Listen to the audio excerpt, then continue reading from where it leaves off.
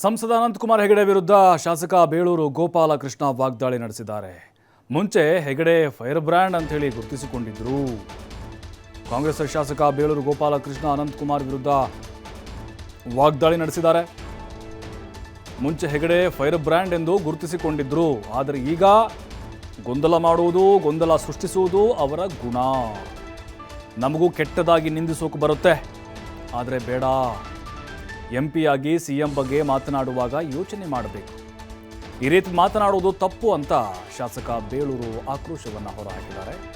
ನೋಡಿ, ನಿರಂತರವಾಗಿ ಏಕವಚನದಲ್ಲೇ ವಾಗ್ದಾಳಿಯನ್ನು ನಡೆಸ್ಕೊಂಡು ಹೋಗ್ತಾ ಇದ್ದಾರೆ ಕಾಂಗ್ರೆಸ್ನ ಸಚಿವರು ಹಾಗೆ ಶಾಸಕರು.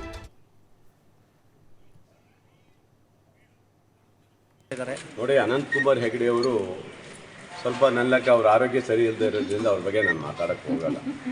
ಯಾಕಂದರೆ ಪಾಪ ಸೀಮಿತ ಏನೋ ಆಗಿರಬೇಕು, ಅವ್ರಿಗೆ ಏನಾದ್ರು ಸ್ವಲ್ಪ ಮಾನಸಿಕವಾಗಿ ಏನಾಗಿದ್ದಾರೋ ಗೊತ್ತಿಲ್ಲ. ಅವ್ರು ಮುಂಚಿಂದಲೇ ಪಾಪ ಫೈರ್ ಬ್ಯಾಂಡ್ ಅಂತ ಗುರುತಿಸ್ಕೊಂಡಾರಲ್ಲ, ಅವ್ರಿಗೆ ಗೊಂದಲ ಮಾಡೋದೇ ಒಂದು ಸೃಷ್ಟಿ ಮಾಡೋದೇ ಅವ್ರಿಗೆ ಒಂದು ಗುಣ ಒಂದು. ಹಾಗಾಗಿ ಒಬ್ಬ MP ಆಗಿ ಅವ್ರ ಬಗ್ಗೆ ಮಾತಾಡೋಕ್ಕೆ ನಮಗೂ ಬರುತ್ತೆ, ಅವನಿಗೆ ಕೆಟ್ಟದಾಗಿ ಬೈಯಕ್ಕೆ ಬರುತ್ತೆ. ಕೆಟ್ಟದಾಗಿ ಬೈಯಕ್ಕೆ ಬೇಳೂರಿಗೆ ಏನು ಹೇಳ್ಕೊಡ್ಬೇಕಾಗಲ್ಲ, ಕೆಟ್ಟದಾಗಿ ಬೈಯಕ್ಕೆ ನಮಗೂ ಬರುತ್ತೆ. ಬೇಡ, ಯಾಕಂದರೆ ಅವ್ರ ಬಗ್ಗೆ ನಾನು ಹೆಚ್ಚಿಗೆ ಹೇಳಕ್ಕೆ ಹೋಗೋದಿಲ್ಲ.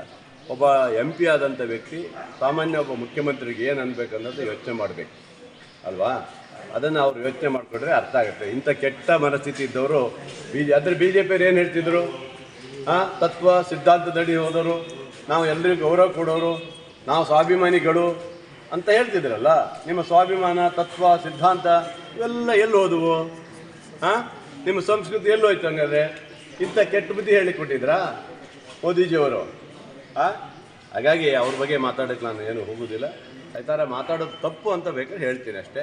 ಅವರಿಗೆ ದೇವರು ಒಳ್ಳೆ ಗುಣ ಕೊಡಲಿ ಅವರಿಗೆ ಅಂತ ಹಾರೈಸ್ಬೋದು ಅಷ್ಟೇ.